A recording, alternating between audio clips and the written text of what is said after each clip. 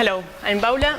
I'm going to present the work we've been doing very briefly because I have not much time. So let me start with some motivation. Basically, as we all know, because this is why we are here, the multi-agent interactions and activities in which a lot of patients engage are increasing their complexity more and more every day. And so this brings a need to create systems that organize them, that help them reach their goals. These are called social coordination systems, okay? And these systems have a lot of characteristics. Two of them are that they are open and heterogeneous. Open means that agents can enter and leave the interactions at any time, and heterogeneous means that they can have different decision models, different principles, different motivations, different ways of doing what they do, basically. These characteristics are essential in social coordination systems because this is what allows agents from different backgrounds and from different with different capabilities to interact in these dialogues, which is what we want. But at the same time, this brings the problem of semantic heterogeneity, because probably agents from different backgrounds will have different languages, different ontologies. So the problem we are tackling in this work is how we should deal with semantic heterogeneity in the context of social coordination systems. As this is the question we want to answer. So basically, there is a very simple approach to this. That is, okay, they all have different ontologies. They should align them before starting the interaction. Okay, so this is the first basic idea, and it has a nice thing, that is that there are many well-established methods to do this, a lot of ontology alignment techniques that could be used, but there are some drawbacks, basically that, well, probably in an interaction not the whole ontology of the agents is going to be used, so aligning them completely is a waste of work. There are some methods to align just a part of the ontologies. This is done. But we argue that there is another thing that should be taken into account, and it is that semantics can evolve in the interaction, or can have a word can have different meanings in different parts of an interaction, and this should be taken into account, and it's impossible to take this into account before the dialogue starts, okay? So I will explain more about this later. So we propose another approach, that is that agents can align while interacting, that this social organizing system can help them in the alignment, and that they should consider the interaction context as meaning. Let me explain a little bit more about this interaction context as meaning. Here, I don't know if you can see what that is. It's basically a street market, and there is a woman, probably somewhere like Peru, selling a carpet to a tourist. Okay, the blonde one is the tourist.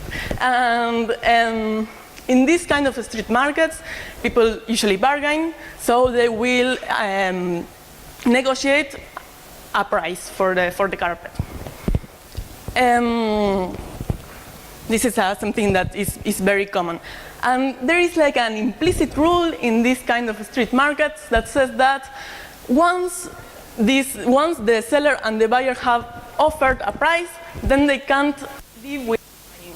Yeah? So this can bring some problems if you don't know that rule from before, but it's usually like that. Okay? You can't say, oh no, now I don't want to buy.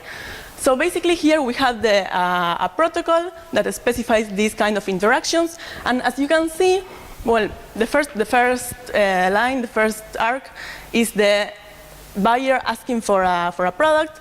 Then the seller makes an offer, then the buyer has multiple options. He can leave without buying, he can buy, he can say, okay, I accept that price, or he can make an offer again, and then they start the negotiation to fix the final price, okay?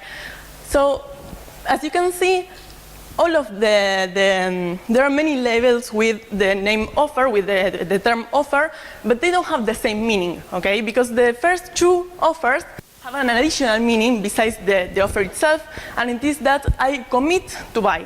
Okay? So there is an additional meaning that is, okay, from now on, I can't live without buying. I will for sure buy. So here you can see how the same term they offer can have different meanings depending on where in the interaction we are. So basically, if we wanted to align these kind of interactions with just aligning the vocabulary, these kind of things couldn't be fine. So based in these ideas, the ISSA technique was proposed, and the idea is basically to align while interacting, matching the messages you get with expected messages. So basically, for example, if an agent is in the state S2, he knows that he can receive just an offer, so he will align anything that he gets with that message that he's expecting. The ISSA technique takes meaning as just that, okay? Meaning is just the interaction context. And it's developed for propositional messages and for true agent interactions, and only simple prototypes have been implemented. So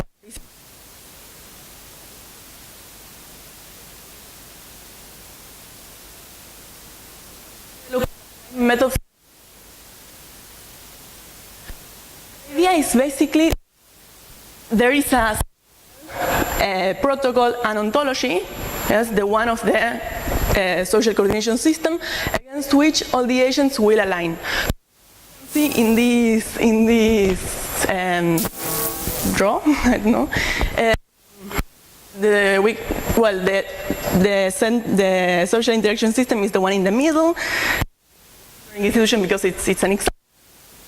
But the idea is that if the agent 1 wants to send a message, he will send for the central mechanism will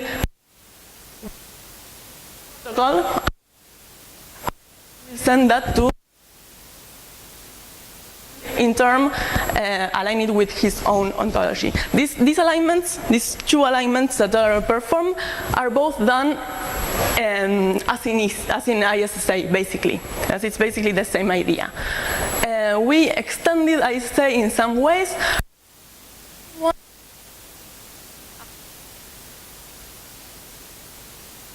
Yes.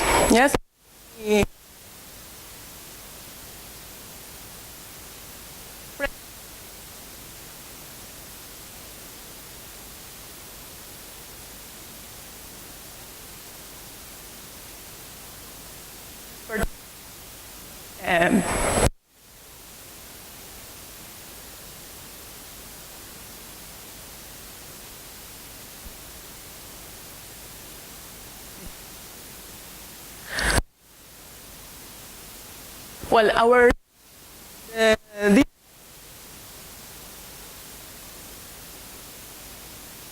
for alignment in the framework of electronic institutions, which some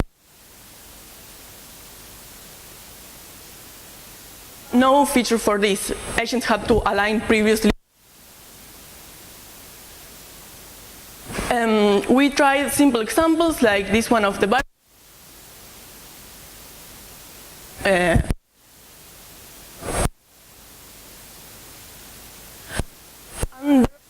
things. First of all, well, this implementation needs to be tested with more complex examples, and we also need to evaluate for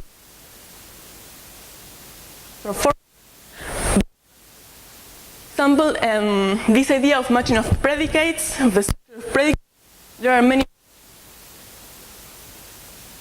a shared hierarchy of sorts. Like consider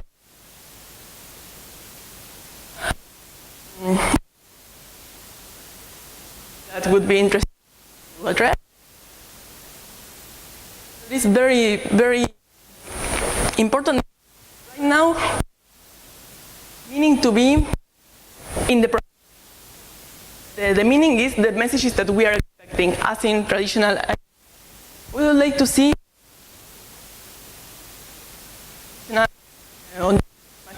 techniques, like for example what we were talking minutes ago, well, this is another of the ideas, both for methods for the terms and methods for the structure of the predicates. We want to analyze both of them. And lastly, well, our idea in the future is to provide a general alignment method for social coordination systems. A theory of social coordination systems is being developed, so it would be interesting to be able to add the study of ontology alignment to this theory. Well, that's basically it. Thank you for your attention, and if you have any questions.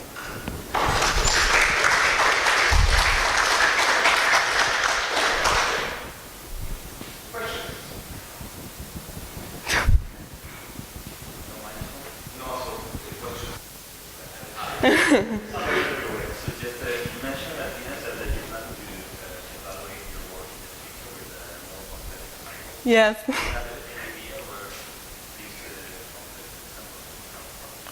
No. No. No. Well, I think the most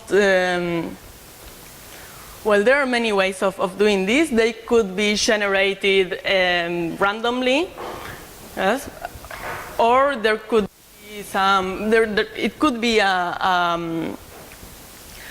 something that to do is to analyze real cases from electronic institutions, which now have some examples which are complex enough to evaluate electronic institutions.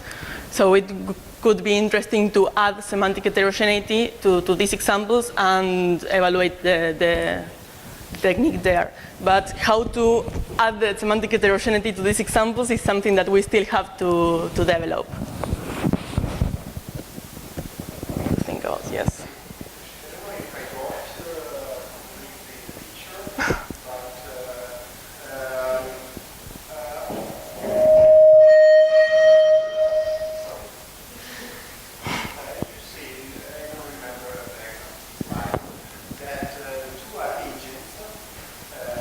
Here. Yeah, okay. To match their, let's say, point of view. When? In You spoke about an ontology. Yes. As a bridge between two different interpretations. Yes, okay. So my point is, how to choose the right ontology to support this task? Okay. So there is, the idea is that agents have their own ontologies and their own protocols, yes? Yeah. But there is a central ontology, which is the ontology of the social coordination system. Yes? And agents do not commit to this ontology, but they do accept it as the central one as against which they will all align. Yes? This ontology, I mean, the question of how this ontology is chosen is a very reasonable question, and it's, yes, well, it basically works as the expected behavior for an interaction. It is chosen by the designers of the social coordination system. It's a design choice from the social coordination system. Yes.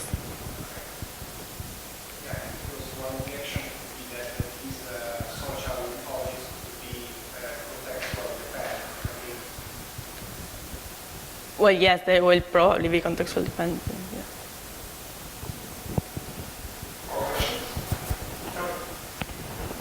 When you say state properties in relation to failure, Yes. what kind of failure are you talking about? Is that failure to align? Failure to align, yes. The basic idea is that all the states have properties which are Boolean, as they are either true or false, and the idea is that agents use their own protocol and navigate in their own protocol, and they communicate each other the properties of the states they just reached. So if they do not agree in one of them, for example, if one says this state is final and the other one says no, it's not final, then the interaction is considered to be unsuccessful. So it's not a failure of alignment, it's a failure of agreement of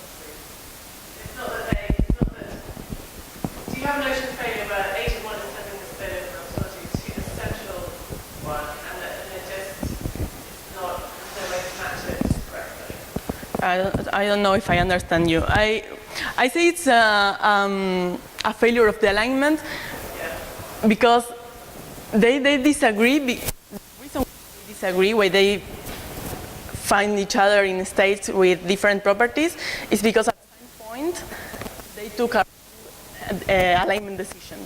Okay? So they only have different notions of Boolean values if before they took a yes. Because if not, they should all navigate more or less in a similar way. So your understanding of conflict is if the protocol doesn't work anymore. Yes, basically. If there is no agreement, yes, basically. So everyone agrees with each other if Yes, exactly, yes.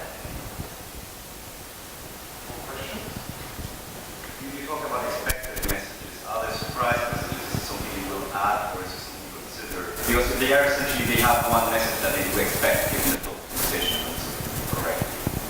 Sorry. Expected messages is basically when you in one states, it's all the arrows that go out from the state. It's basically what my protocol says that I could hit now. Right. But what are you interested in cases in which you receive? Well, that is the main idea. Yes, Okay. that is the main idea, that I'm open to receive any message, but I will align them with one of the ones that I'm expecting. I see. Thank you.